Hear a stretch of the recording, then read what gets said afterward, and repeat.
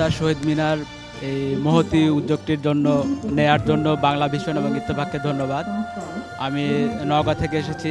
নওগাঁ শহরের প্রকৃতপক্ষে প্রথম যে শহীদ মিনারটি এটি প্রতিষ্ঠিত হয় 1956-57 সালে বিএমসি কলেজে।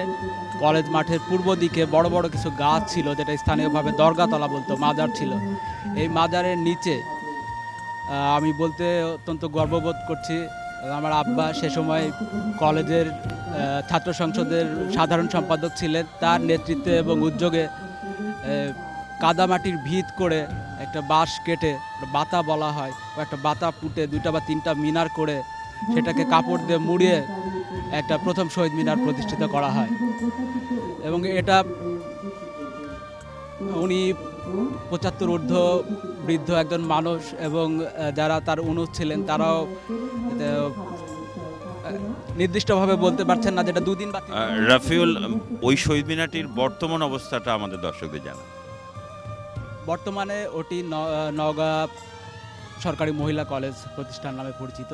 এটা অবরুদ্ধ, তবে সেখানে একটা সুন্দর শহীদ মিনার আছে। সেখানে কি 21শে ফেব্রুয়ারিতে প্রভাত ফেরি বা শহীদদের প্রতি শ্রদ্ধা জানানোর প্রতি বছর যে আয়োজন সেটি কি অনুষ্ঠিত হচ্ছে? জি, ওখানেও প্রতি বছর অনুষ্ঠিত হচ্ছে, তবে এটা শিক্ষা প্রতিষ্ঠান কেন্দ্রিক। এর বাইরে 1967 সালে রাজনৈতিক এবং সাংগঠনিকভাবে নওগাঁ শহরের যে এখানেও আমার আব্বা আব্দুল হাই তালুকদার, এর বাইরে মোল্লা মোতাহারুল ইসলাম ভাষা আন্দোলন। মানে এখন কি প্রতি বছর এই 21শে ফেব্রুয়ারি শহীদদের প্রতি সব জনসাধারণ শ্রদ্ধা জানাতে পারছে কি?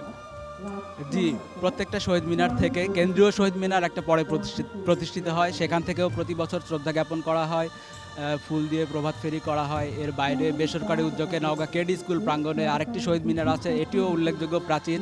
এখানেও নিয়মিত অনুষ্ঠান বেসরকারি পর্যায়ে করা হয়, এখান থেকে ফুল, প্রভাত ফেরি এবং সাংস্কৃতিক অনুষ্ঠানের আয়োজন করা হয়। রাফিউল রাজী রিটন, আপনাকে অসংখ্য ধন্যবাদ এবং কৃতজ্ঞতা আমাদের প্রতিদিনের বইমেলা অনুষ্ঠানে আসার জন্য। ধন্যবাদ, 21-এর শুভেচ্ছা সবাইকে। প্রিয় দর্শক, প্রতিদিনের বইমেলা, প্রতিদিন নতুন বই, নতুন লেখক।